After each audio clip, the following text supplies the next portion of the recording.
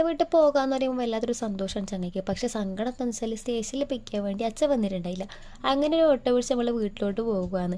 വൈകുന്നേരങ്ങൾ നമ്മളെ കൗവായി കാണാൻ ഒരു പ്രത്യേകതര ഭംഗി തന്നെയാണ്. വീട്ടിലെത്തിയപ്പോൾ ഒരാൾക്ക് എന്നോട് പ്രത്യേകതര സ്നേഹം. നമ്മളെ കാത്തനാണ് കേട്ടോ.